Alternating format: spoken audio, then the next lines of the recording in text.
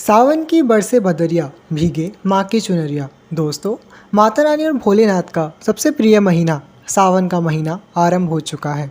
और आज हम जानेंगे कि इस साल सावन में कितने सावन सोमवार के व्रत हैं, कितना सावन है, कौन से मंगला गौरी के व्रत पड़ रहे हैं, नागपंचमी, रक्षाबंधन और हरियाली तीज एवं अतिरिक्त त्यौहार किस किस दिन पर हैं। तो चलिए आरंभ करते हैं माता रानी का नाम लेकर। जय माता दी फ्रेंड्स, कैसे हैं आप सब दोस्तों? बताने के लिए कमेंट में जय माता दी अवश्य लिखेगा। और यदि माता रानी के इस दरबार में पहली बार आए हैं तो यहाँ से खाली हाथ मत जाइएगा। नीचे दिए गए सब्सक्राइब के बटन पर क्लिक करके आप भी हमारे इस खूबसूरत से परिवार का सदस्य बन जाइएगा। ऐसा करना बिल्कुल निःशुल्क है दोस्तों। साइड में जो बेल आइकन है उस घंटी को भी जय माता दी बोलकर बजा दीजिएगा, ताकि हमारे आने वाले वीडियोज़ का नोटिफिकेशन सबसे पहले आपको मिले। दोस्तों, इस बार श्रावण मास 2 महीने का पड़ रहा है। 19 सालों के बाद ऐसा संयोग बना है कि 2 सावन पड़ रहे हैं।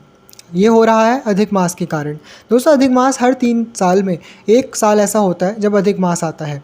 इसे पुरुषोत्तम मास भी कहा जाता है। इस मास में कोई भी शुभ कार्य करने की मनाही होती है। इस मास में भगवान की भक्ति आराधना, भगवान विष्णु के निमित्त पूजा व्रत करने का बहुत अधिक विधान आता है। दोस्तों, बहुत से लोग जो कह रहे हैं कि इस बार 8 सावन के सोमवार व्रत रखेंगे, तो आपको बता दें कि सोमवार जो है वो 4 ही मान्य होंगे, क्योंकि अधिक मास में जो सोमवार आएंगे वो मान्य नहीं माने जाएंगे। आप चाहें तो व्रत रख सकते हैं, कोई बुराई नहीं है, लेकिन जो मान्य होंगे सावन के सोमवार वो केवल सावन के ही होंगे, अधिक मास के नहीं होंगे। इसे मल मास भी कहा जाता है। दोस्तों, इस साल सावन का पहला सोमवार 10 जुलाई को यानी कि आज है।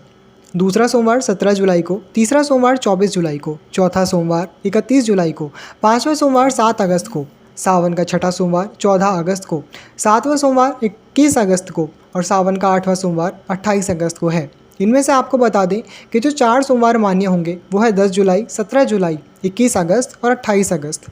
बीच के जो सोमवार हैं वो अधिक मास या मल मास में आएंगे, इसलिए वो मान्य नहीं माने जाएंगे। इसके बाद आपको बता दें कि सावन में मंगला गौरी व्रत रखने का भी विधान आता है। दोस्तों, सावन सोमवार के व्रत कैसे करें, मंगला गौरी के व्रत, पूजा इत्यादि, इन सभी की वीडियोस हमने दूसरे वीडियो में बताई है, सारी विधि पूजा। वहां से जाकर आप देख सकते हैं, उसका डिस्क्रिप्शन में आपको लिंक प्रोवाइड करा देंगे। दोस्तों, मंगला गौरी के व्रत 2023 में पहला व्रत पड़ेगा 4 जुलाई 2023 को, दूसरा 11 जुलाई को, तीसरा 18 जुलाई को, चौथा 25 जुलाई को, पाँचवा 1 अगस्त को, छठा 8 अगस्त को, सातवां 15 अगस्त को, 8वां 22 अगस्त को और 9वां 29 अगस्त को पड़ेगा। इस बार 9 मंगला गौरी के व्रत पड़ रहे हैं, जिसमें से केवल श्रावण के मंगला गौरी ही मान्य होंगे और अधिक मास वाले मान्य नहीं होंगे। श्रावण के मंगला गौरी होंगे 4 जुलाई को, 11 जुलाई को और 18 जुलाई को। इसके अलावा 22 अगस्त को और 29 अगस्त को मंगला गौरी का व्रत होगा। बाकी भी जो व्रत त्यौहार आ रहे हैं अब उसके बारे में बात करते हैं। 6 जुलाई 2023 गुरुवार को संकष्टी चतुर्थी गणेश चतुर्थी है। इसके बाद 9 जुलाई रविवार को भानु सप्तमी कालाष्टमी है। इसके बाद कामिका एकादशी पड़ रही है 13 जुलाई गुरुवार के दिन।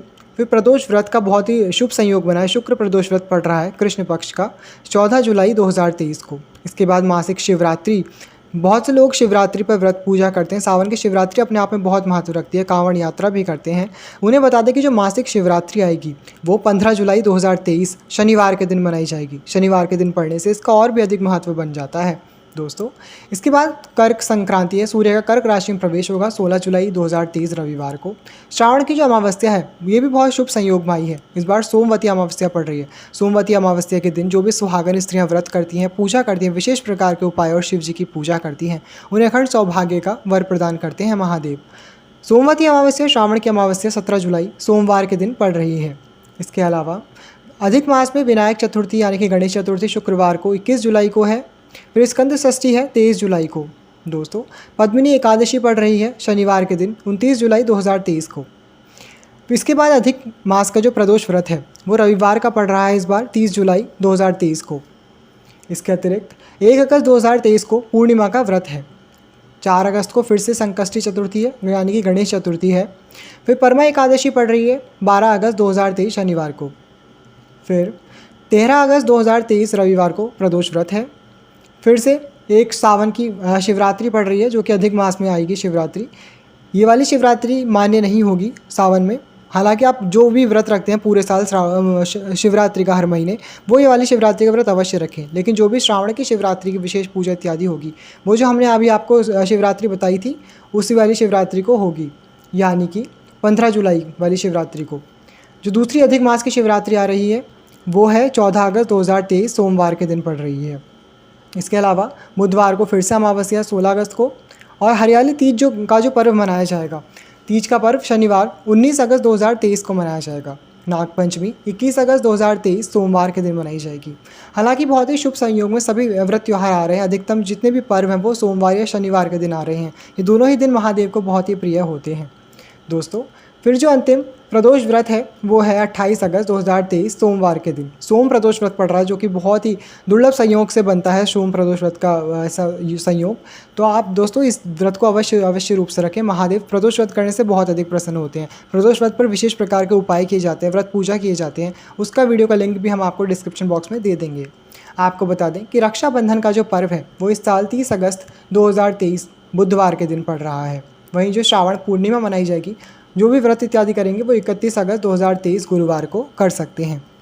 दोस्तों, महादेव और माता रानी के भक्तों के लिए इस बार बहुत ही शुभ संयोग में सावन आया है।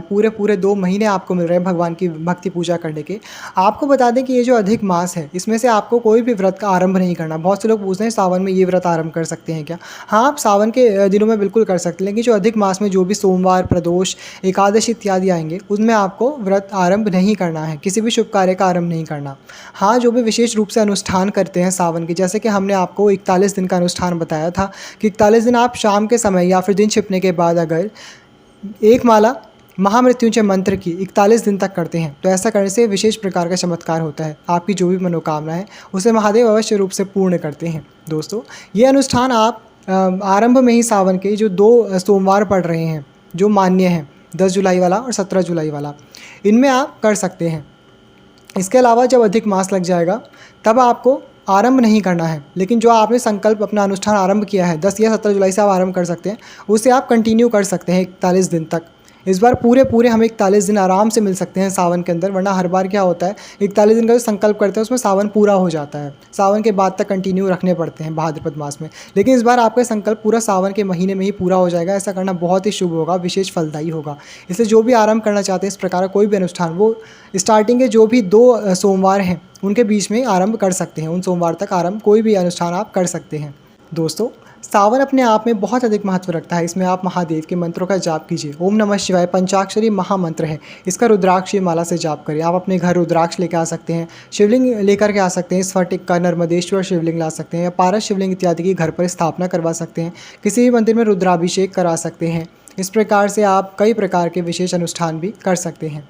कुछ नहीं कर सकते तो प्रतिदिन जाकर के बस 1 लोटा सिंपल जल महादेव के ऊपर चढ़ा कर आ जाइए। महादेव बहुत ही भोलेनाथ हैं दोस्तों, 1 लोटे जल से ही प्रसन्न हो जाते हैं और सिर्फ मन ही मन उनके नामों का उच्चारण करते रहें। शिव शिव शिव ऐसा बोल के उच्चारण कर सकते हैं, या फिर ओम नमः शिवाय, ओम नमः शिवाय, सिर्फ नमः शिवाय बोलकर भी आप उच्चारण कर सकते हैं। दिन भर अपना काम करते करते उच्चारण करें। सावन में पूरे सावन कोई भी गलत कार्य ना करें।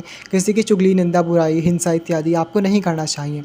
पवित्र रहना चाहिए। विशेष रूप से व्रतों वाले दिन आपको ब्रह्मचर्य का पालन करना चाहिए। पवित्र रहें, पूरे सावन पवित्र और ब्रह्मचर्य का पालन कर सकते हैं तो इससे श्रेष्ठ कुछ भी नहीं हो सकता। जो भी लोग विशेष प्रकार का अनुष्ठान कर रहे हैं उन्हें तो ब्रह्मचर्य का पालन करना ही चाहिए।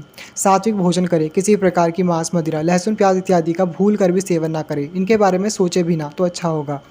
दोस्तों, सावन में जितना हो सके महादेव की भक्ति करें। महादेव का सबसे प्रिय जो समय होता है वो होता है प्रदोष का समय, यानी कि शाम का समय। तो जो भी लोग बहुत वर्किंग है, कहते हैं हम सुबह हमें टाइम नहीं मिल पाता, हम काम पर जाते हैं, स्कूल कॉलेजेस जाते हैं, ऑफिस जाते हैं, उन्हें बता दें कि आप आराम से घर आकर के स्नान करके पवित्र होकर के फिर मंदिर जा करके पूजा कर सकते हैं। शिव जी को वैसे भी शाम का समय ही बहुत प्रिय होता है। बहुत से लोगों के मन में ऐसा भ्रम है कि दिन छिपने के बाद जल नहीं चढ़ाते शिवलिंग पर, तो ऐसा कुछ भी नहीं है। आपको बता दें कि शिव पुराण के अनुसार भी जो भी शिवरात्रि की पूजा होती है या सावन प्रदोष इत्यादि की पूजा होती है, सारी पूजा शिव जी की दिन छिपने के बाद ही अधिक प्रभावशाली मानी गई है। तो इसलिए शाम के समय प्रदोष काल में यदि आप शिव जी की पूजा करते हैं तो बहुत अच्छा रहता है। जो भी लोग सावन के व्रत रखना चाहते हैं वो पहले ही सावन में संकल्प कर लीजिएगा। देखिए, अगर आप 8 व्रत भी रखना चाहते हैं तो कोई दिक्कत नहीं है, आप 8 व्रत का संकल्प कर सकते हैं। वरना आप बोल सकते हैं कि जो भी सावन के मान्य व्रत हैं, जो 4 व्रत हैं, उनका भी आप सिर्फ व्रत करके सावन के अपने व्रत कर सकते हैं। पहले दिन संकल्प कर लीजिएगा, हाथ में जल, अक्षत, पुष्प लेकर के। उसके बाद अपने सावन के पूरे दिन भर आपको निराहार रह करके कर सकते हैं। बहुत से लोग निर्जल रख सकते हैं तो निर्जल कीजिए, वरना फलाहार कीजिए, फलों का सेवन कीजिए।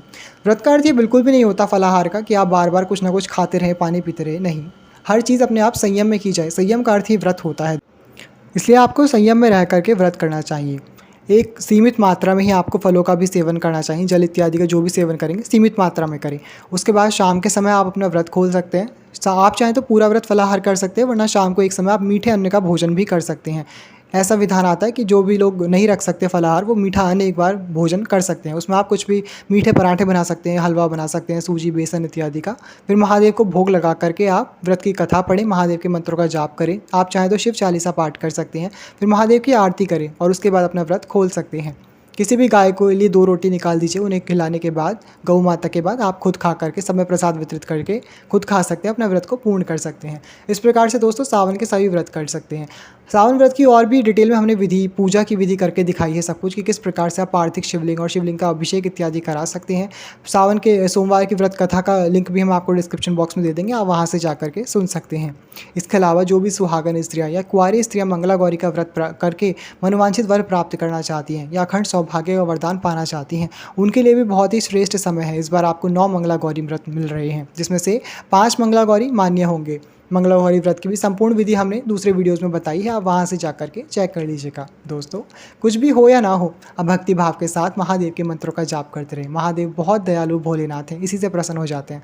बहुत लोग बड़े बड़े आडंबर बता देंगे आपको कि अरे शिवलिंग पर इस तरीके से जल चढ़ाइए, पहले इधर चढ़ाइए, फिर उधर चढ़ाइए, फिर दाएँ बाएँ चढ़ाइए, ये स्थान अशोक सुंदरी माता का है, इनका ऐसे। देखिए ये सब चीज़ें आजकल कुछ ज़्यादा ही आ गई हैं। पहले पुराने ज़माने से बहुत ही सिंपल तरीके से शिव जी के ऊपर जल चढ़ाया जा रहा था। आपको कुछ भी नहीं आता ना, शिव जी के ऊपर सच्चे मन से, दिल से आप जल चढ़ा दीजिए, गंगा जल मिला के या सिंपल जल चढ़ा दीजिए, महादेव उसी से प्रसन्न हो जाएंगे। दोस्तों ऐसा कुछ भी नहीं है, इतनी सारी विधि विधान ये सब आप चाहें तो मान सकते हैं, वरना आप सच्चे मन से भगवान की भक्ति कीजिए। भगवान भाव के भूखे हैं। भक्ति भाव से आप जो भी चढ़ा देंगे ना अपने सामर्थ्य से, महादेव उसे खुशी खुशी स्वीकार करके आपको वो देंगे जो लोग बड़े बड़े तरीक़ों से पूजा करते हैं और उन्हें भी प्राप्त नहीं हो पाता है। इसलिए निश्चिंत होकर के जितना आपसे बन पड़े उतना भक्ति भाव से महादेव की भक्ति में रम जाइए इस सावन। इसके अलावा अगर आप अपनी किसी विशेष प्रकार की मनोकामना की पूर्ति चाहते हैं, जो बहुत समय से आप चाह रहे हैं बट हो नहीं रहा है, तो आप इस सावन में किसी भी सोमवार से आरंभ करके आप अंतिम सोमवार तक प्रतिदिन एक बिल्व पत्र ले लीजिए। अखंडित होना चाहिए, टूटा फूटा कटा फटा नहीं होना चाहिए। उस बिल्व पत्र पे आप राम जी का नाम लिखें। राम राम, तीनों पत्ते जो होते हैं ना बिल्व पत्र के 3 पत्ते, उन पर आप राम नाम लिख दीजिएगा। आप चंदन से लिख सकते हैं, चंदन से लिखिएगा। उसके बाद आप इसे शिव जी पर अर्पित कर दीजिएगा। जो जहाँ पर आपने राम नाम लिखा है उसे स्पर्श करा करके, कहाँ लिखेंगे आप, जो चिकना साइड होता है पत्ते का, वहाँ पर आप राम नाम लिखेंगे तीनों पत्तों पर। और उसके बाद चिकने साइड को शिव जी पर स्पर्श करा करके आप शिव जी को प्रतिदिन सावन के चढ़ाइए। आप देखिएगा कैसे चमत्कारिक रूप से आपकी मनोकामना पूर्ण होती है। दोस्तों सारी दुनिया महादेव का ध्यान करती है और महादेव को राम नाम सबसे अधिक प्रिय है, इसलिए हो सके तो राम नाम का जप कर सकते हैं इस सावन में। वैसे भी विष्णु भगवान और भगवान भोलेनाथ दोनों इस बार कृपा बरसाने के लिए आए हैं, इसलिए अधिक मास आया है। दोस्तों अधिक मास में भगवान विष्णु, भगवान राम, कृष्ण की पूजा करने का विशेष विधान आता है। ऐसे में आप रामचरितमानस का पाठ कर सकते हैं। एक बहुत ही सुंदर स्तुति है महादेव की, जिसे कहा जाता है रुद्राष्टकम। रामायण में तुलसीदास जी ने रुद्राष्टकम की रचना की थी और महादेव से वरदान प्राप्त किया था। इसका पाठ करने से राम जी की और महादेव दोनों की ही कृपा विशेष रूप से प्राप्त होती है। हमने रुद्राष्टकम का भी पूरा वीडियो अपलोड किया है, आप वहां से सुन सकते हैं। बहुत ही सुंदर, अगर आपको याद है तो आप खुद भी पढ़ सकते हैं, गा सकते हैं। इससे महादेव शीघ्र अतिशीघ्र प्रसन्न होकर नृत्य करने लग जाते हैं। तो दोस्तों कर लीजिए इस प्रकार से। यदि आपको हमारे वीडियो अच्छे लगते हैं तो वीडियो को लाइक कीजिएगा।